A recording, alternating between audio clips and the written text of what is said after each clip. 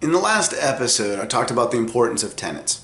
And now we're going to jump into how do you screen the tenants. I mentioned it last time. We're going to go through my ebook, oh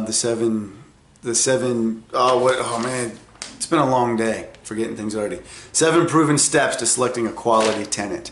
We're going to go through that. This is going to end up being more than one episode, most likely 2. I'm going to try to keep this to around 30 minutes. I know listening to me ramble is not what people want to do all day, so I'm going to try to keep it to 30 minutes or less, 25, 30 minutes, where we get to a nice stopping point. Then we'll move on, and then move it on to finish it in the next episode.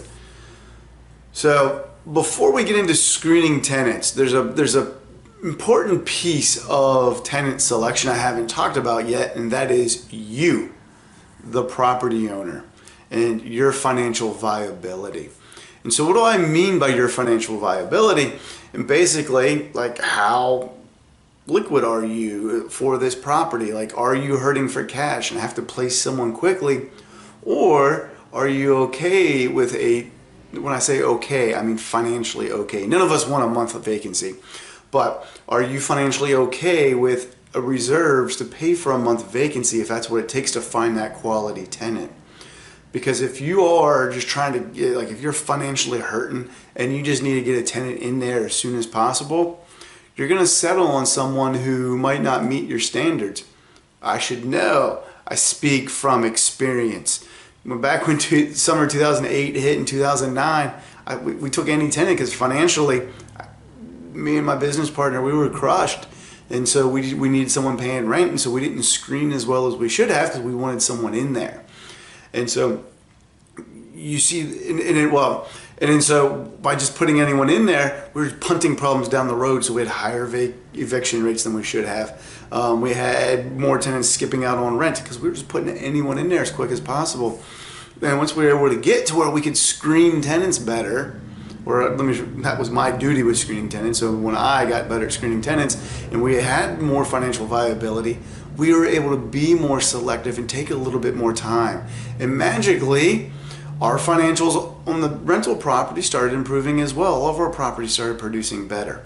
And so the more financial viable your property is, how much cash you got in the bank, I'm not saying tens of thousands of dollars, but you have $2,000-3,000 sitting there, maybe $5,000, a few months worth of mortgage payments sitting there.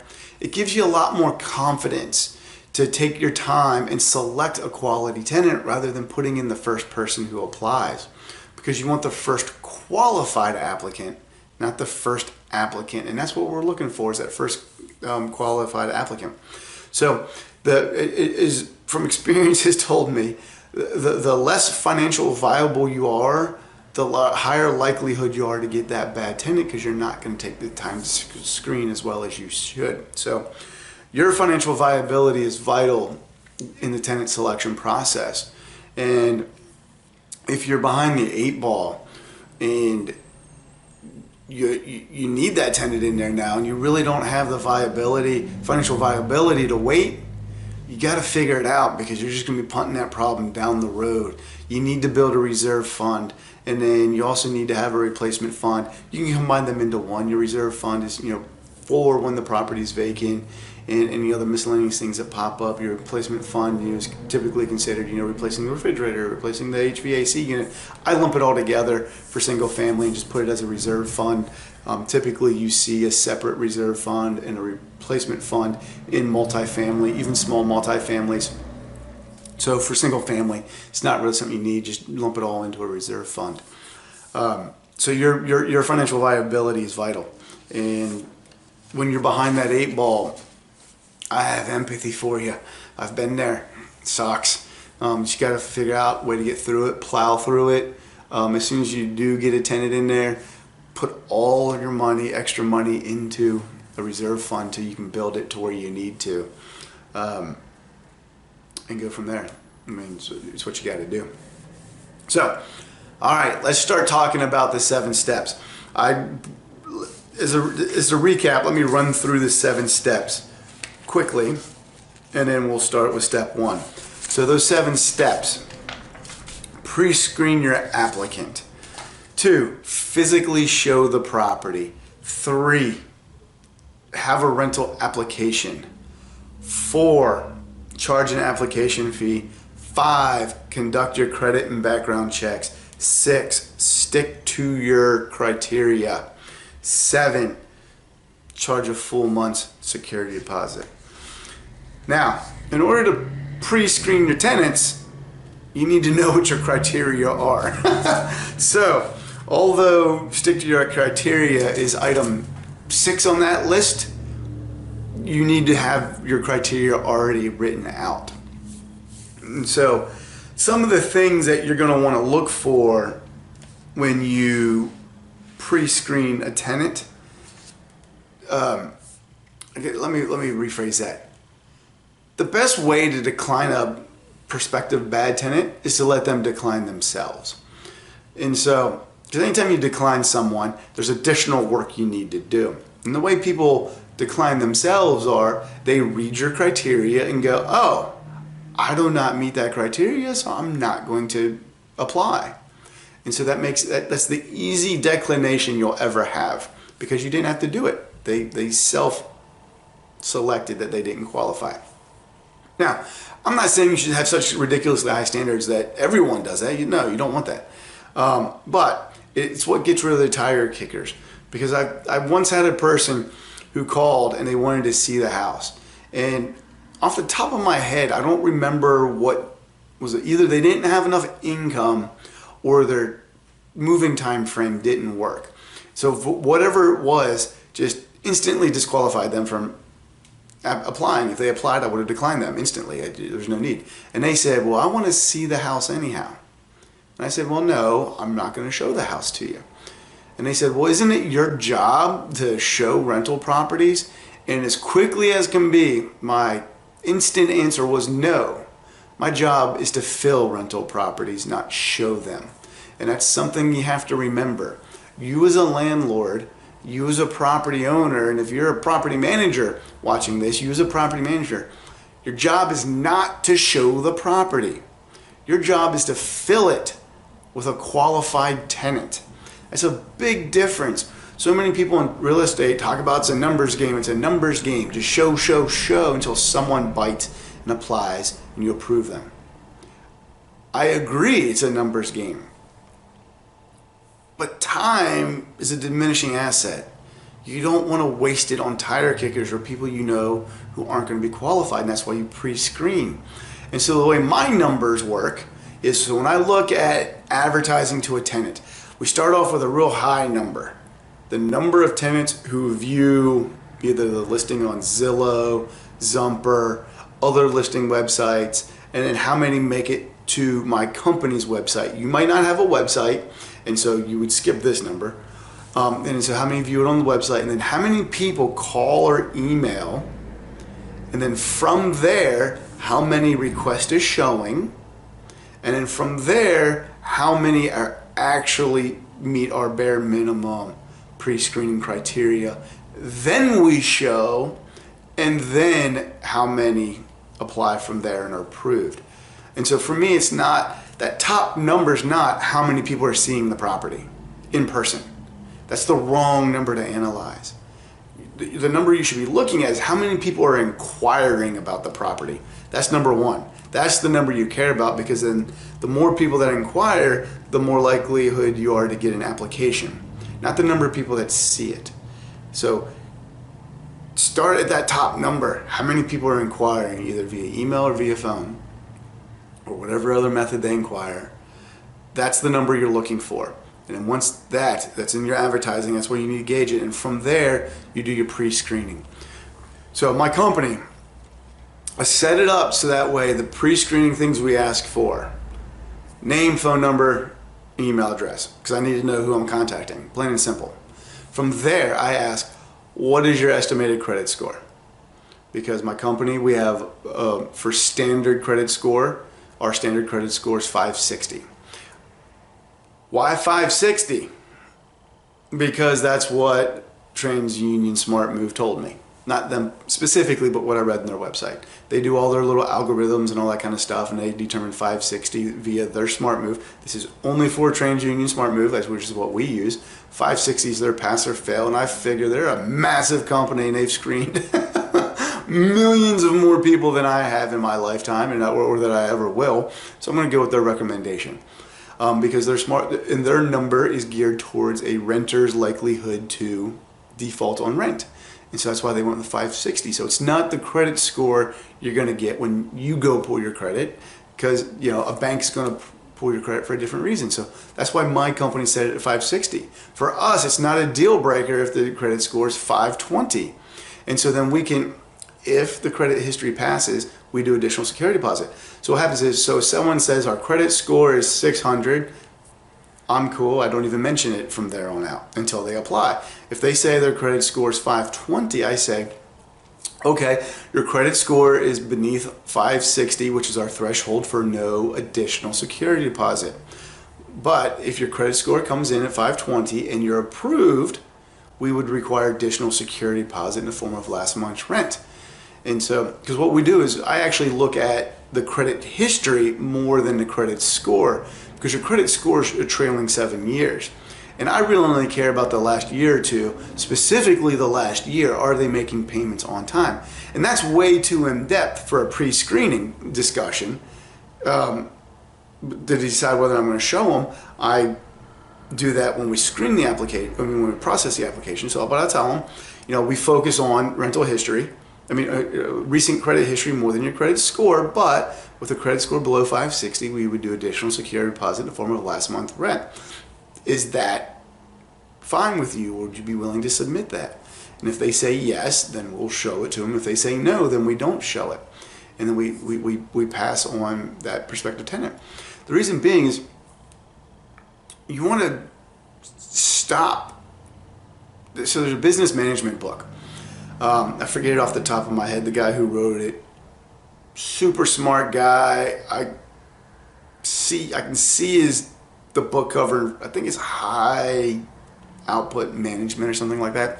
But he talked about finding in your system the earliest possible point where there's a flaw that prevents more stuff down the road. I'm horribly paraphrasing here. But basically find where the flaw occurs earliest in the process, and you stop it, correct it there, because the farther along it gets, the more time suck you have, the more time that is wasted, and the more money that it costs you, the farther line down it gets. And so that's why I want to know what their credit score is on the front end, so that way I'm not driving to the property and showing it to them. I'm not trying to process their application. Even though we charge an application fee, that just recoups some of the cost. If you factor in time, we're losing money on rental applications, so applications aren't a profit center for us. I don't want to process a bunch of applications. I really want to save time and make money and fill that property. And so by identifying credit score early, we're able to save time. Now, what if they lie? Aaron, they lie. So they told me their credit score was 700. And then we ran their application and it came in at 500. Well, then you decline them. They lied. That's pretty simple. Some people are going to lie. Yes, some people are going to stretch your truth. Some people tell you they have a 575 credit score and it came in at 500. That's a fluctuation in credit scores. That just sometimes happens. And that's why I focus on the credit history. But that's up to you. That you've got to decide what credit score do you want as a pass mark on your rental application. Or in your rental application, is it a gradient? You get 4 points if it's 750 and above. You get 3 points if it's 650 and above. That kind of grading system. So you need to decide that now before you start pre-screening. What are your approval requirements? So that's the one thing we ask, credit score. The second I ask is, what is your monthly income? Because we look for 3 times a monthly rent. It's not a hard and fast rule for us, but it's pretty darn close. If someone has a higher credit score, then we can go with 2.75 times the rent. If they have a low credit score, then they need to have 3 times the monthly rent. We're a little bit more rigid. Excuse me. So we look at it as a whole picture. We don't have a pass-fail. this passes. We look at the whole thing. And so higher the credit score, the more wiggle room on the 3 times a monthly rent. Lower the credit score, it's rigid. You gotta have it, no ands, ifs, or buts about it. The third thing we ask, do you have pets? I'm completely pet friendly. All the properties my company manages are pet friendly, but we're not a farm. So I ask, how many do you have pets? Yes or no? If yes, how many and what kind?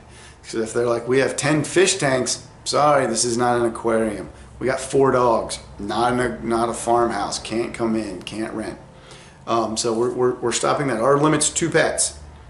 And depending on the pet, we might make an exception to 3, depending on the pets. But 2 normal, 3 maybe, 4 never. Because we're not running a farm. Just like you can't have too many people living in a single family home, and based on size and bedrooms, can't have 8 people in a 2-bedroom house. Can't have a lot of pets in a house either, because the additional damage will do damage to the property.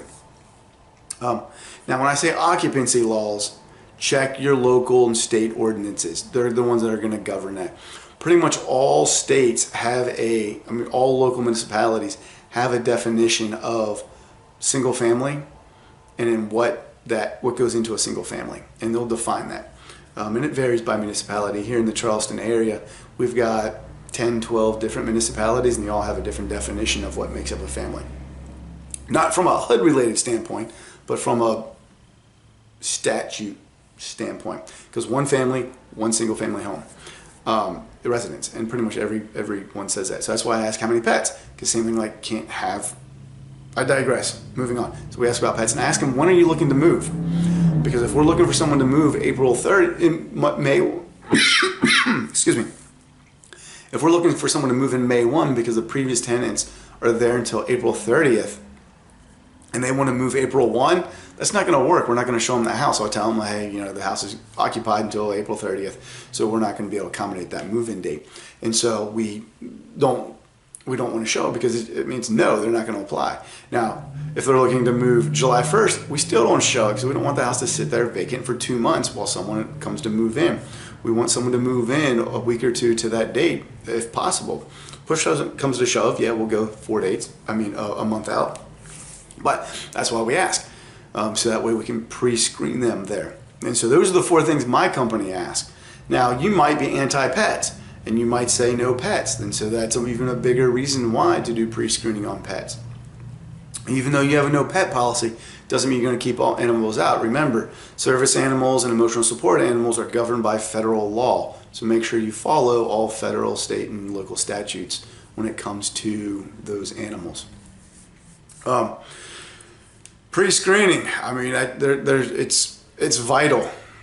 I make every prospective applicant answer those 4 questions, and if they refuse to answer them, I don't schedule a showing. We do a lot of Facebook group postings, and people all the time are like, hey, can I just see this house? Can I see it tomorrow too? Every time I say, sure, but you gotta submit the form on our website. If someone calls, I ask them those 4 questions. And if someone refuses to answer them because they're like, hey, I don't feel like disclosing this information, they say, well, then you can't rent the house. Simple as that. I mean, we're not asking for any pertinent information here. And I mean, you're the one wanting to see the house. I don't want to waste their time. And that's what I tell people up front is, if you don't meet the basic pre-screening criteria, we don't want you to waste your time. I don't spin it and tell them it's me, because no one cares about my time. They should care about their time. And so that's why I tell them, well, if your credit score and income don't meet what we're looking for, we want to let you know now, so that way you don't waste time and money. And that way you can move on and find another place that you like. So pre-screening is vital. I cannot overstress pre-screening.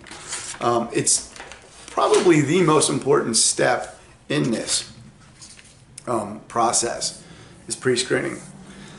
The second step is to personally show the property, physically show the property. Not personally, maybe you have someone do it for you, but I'm a huge proponent of physically showing the property. You might be asking me, well, how else do you show it? Well, technology these days, and a lot of management companies are moving towards using lockboxes with remote showing capabilities. The person calls up a number, give them their credit card information, and then they get the lockbox code, and they just go in the house, show it themselves, and then leave. Well, that's a big opportunity as far as screening goes. And so, and I'm not, you have an appointment for noon and they show up at 12:30, I wouldn't know because I'm already gone. I leave at 12:10. I don't sit around and wait all day. Because if they can't make an appointment on time, how are they going to pay rent on time? How are they going to meet the HVAC technician on time? How are they going to meet the appliance repair guy on time? Which then costs you more money. I know it seems simple. I mean, if they're 5 minutes late, no big deal. I don't care. 10 minutes late, annoying, but okay, they're there. But beyond that, now if they call and they say, hey, we're stuck in traffic, I'm sorry, then I'll wait. But if there's no communication 10 minutes after, I'm out. And if they show up 12:15 and call, I'm like, where are you? I'm like, I was there till 12:10, left. And I don't care what their excuse is. I mean, this is 2020. Everybody has a cell phone. There's no reason they cannot call and say, I'm running late. It's part of being a functioning adult is showing up on time. And if you are going to be late, notify the person. It's as simple as that. And so that's part of our screening. I mean, it's part of our pre-screening. If you don't show up on time, we're not renting to you. Simple as that. And also, you know, I mean, so that's why I physically show the property. And then the other part is I am gathering information while we're going through. Now I'm dispersing information, you know, about the home. I've talked about it before, and I'm always going to talk about it. Even though this is the rental business, you're selling the idea of your rental property and selling the idea of them renting from you. And so the whole time we're going through the property, I'm highlighting, trying to build rapport, saying, hey, this is great, this is awesome, look at this, trying to sell the rental property to them. But I'm also gathering information. Why are they looking to move? And talking about like, oh, where do you work? Great, whatever, blah, blah, blah. And then when they do apply, I want to match what they said versus the paperwork. And if there's any discrepancies, I want to know why. And probably they're going to get declined if what they're telling me in person doesn't match what's on paper. Because I want those two things to mesh and make a coherent story. Now, when you have these processes set up and you follow them and you publish it, 99% of the time, those are going to match and all's good in the world. But sometimes things are going to check out. Like this, I had a tenant a few months ago, it could have been a year ago, I don't know, time all rushes together. They said, well, we're moving because, oh man, I don't know, the reason they were moving quickly kind of stuck with me, and I was like, it just seems weird. And so when I pulled their credit report and background check, everything seemed fine, but I still had a little funny feeling. So I went and searched the county records. They were in the process of being evicted, but it was so new it hadn't hit the eviction search yet. And so I never would have known that if I didn't physically show the house. I would have approved them because they never would have said that thing that set up the red flag that I said, I need to check that. And when the paperwork came in, didn't quite match with what they were saying, so I dug a little deeper.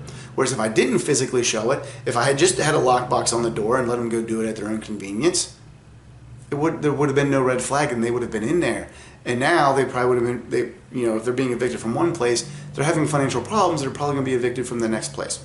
And so I didn't want to, and that's why it's so important to show the house in person, is you can gather those little bits of information. Now, here's the tricky part.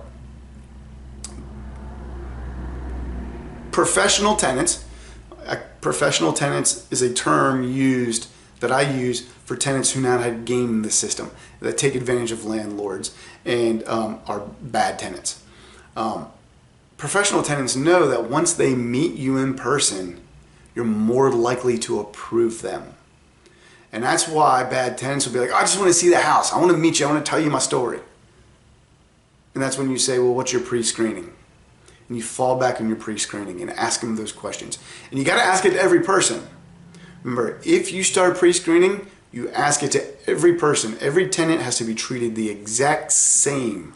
Otherwise, you could be unintentionally or intentionally discriminating, either which, unintentionally or intentionally, it's wrong. Don't do it. And if you do, you could open yourself up to a lawsuit, and that's not going to be financially good for you.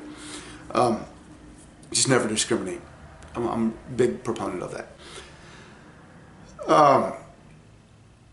When they see you in person, they want to start building that rapport. That tenant's trying to build rapport with you. You got to know that no matter what they say or how they make you feel, you're going to rely on the screening that you will do. Because on my own properties, I've never taken a chance for a client's property, but on my own properties, I have taken a chance or time or two since I've opened my management company. And I've gotten burned every time. Every time. 3 times I did. One was a family who suckered me on their kids. One was a disabled vet. And the other one is another situation. But anyhow, all 3 of them 2 of them worked out miserably. And the one, not so bad, but still wasn't as pleasant as I would like. It was because they got to the heartstrings. On my own rental properties, I sometimes take a little chance. I'm like, hey, let me see. No. But on my management side, I don't take those chances. And there's no headaches over there. It's great and wonderful. And so it's like when that professional tenant can get their stories into you, it's not good. So there is that big caveat when personally showing. Be friendly, but don't become friends. Because remember, it's still a business transaction. And so you got to be objective when you screen. You do not want to be like, I like them, I want to give them a chance. Because if they say, well, my kids need a place to live, that's not your fault. It's not your job to provide them housing for their kids or they're going to be out on the street. I know that sounds horrible to say. Your job is to find a quality tenant to live in your property who's going to pay rent. That's what is important. There are a lot of nonprofits out there that give people chances and help them. And if you want to participate in one of those, that is wonderful for you to do. But make sure you do that through the nonprofit. Don't do it through your rental property in giving tenants chances, because it will end up coming to bite you in the backside, and you do not want that. So I talked about it. We're going to talk about the rental application. So step 3 is have a rental application. You have to have a rental application. You should already have it before this step, because you need to know what your approval criteria are, and so that way you can set your pre-screening criteria. But the reason why it's number 3 is because chronologically that's how it works. You pre-screen, you show, then you process, then you receive the application. So for your rental application, there's some things you can ask and there's some things you can't. If you don't know what you can and cannot ask, consult an attorney. An attorney can help you craft your rental application. Don't go online and say free rental application. Yeah, you're gonna find it. Yeah, it might work for you, or no, it might not. There might be some improper questions to ask. Back when I started in 2008, it was common to ask, are you married? I would never dream of doing that nowadays, because it's none of my business. If 2 people are married, great. If they're not married, great. I don't give a darn what their status is. All I care about is that they are both applying for a place. That's all I care about. So I don't ask that anymore, because it's wrong. Things have changed over time, and it's become a right thing to do. And when I did that, it was because I was uneducated. That was back when I was finding bad tenants. I didn't care if they were married or not. It was just on the rental application. But now that I've learned how you do it, don't do it. So the things on the rental application that I screen for: credit history, credit score, rental history, income, employment status, criminal history, sex offender. Those are the big ones for me that we look at. Now, as far as rental history, take rental history with a grain of salt. The current place they're living in, if they are a bad tenant and you get the rental history, they're probably going to tell you they're wonderful and they want them to leave. They're not going to tell you they want to leave, but thinking, like, I want this tenant out. So I'm not going to say anything bad. So I'm just going to sugarcoat it just so they move and get out of my property. So I don't put too much stock in rental history. If you want rental history to be an important piece of your screening process, then you need to look at the previous landlord. So not the current one, but the one before that one, because that one will give you a more honest picture. And the things I look for when I do get my rental reference, I want objective information, not subjective. Did they have a pet? Were there maintenance issues that they caused? Did they report maintenance problems on time? And did they pay their rent on time?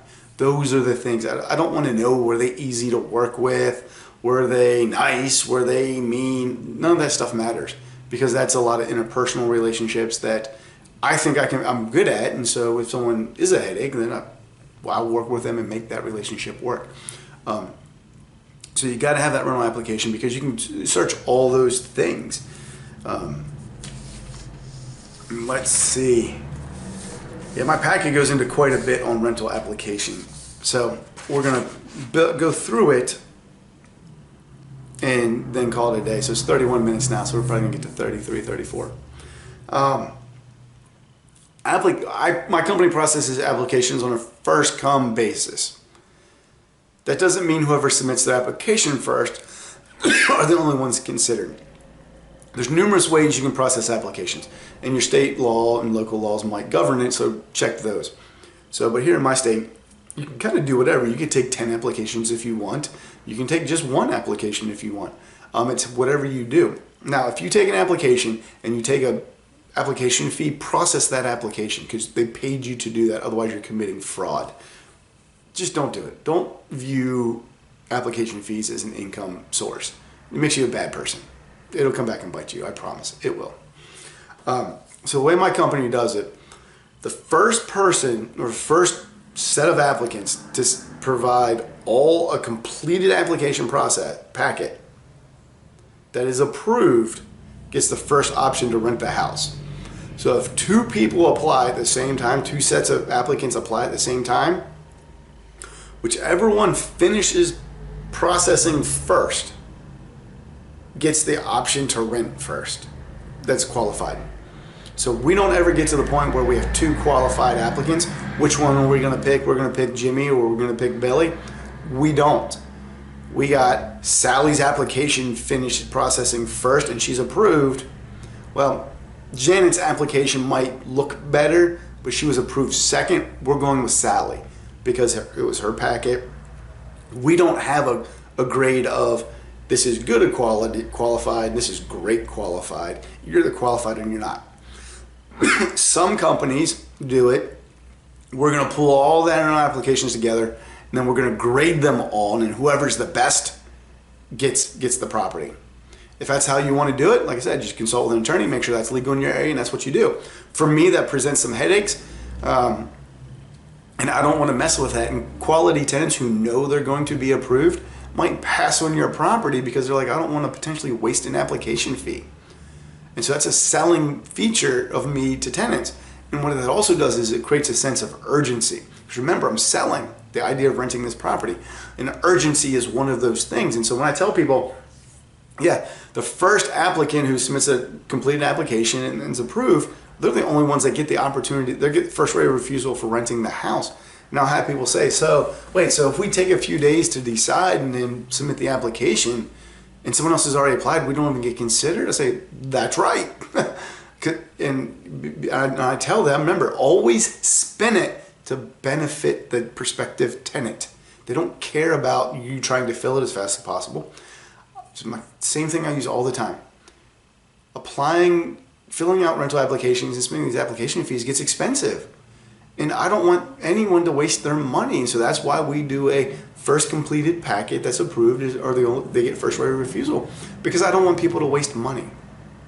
And boom, I'm starting to build that rapport with that prospective tenant.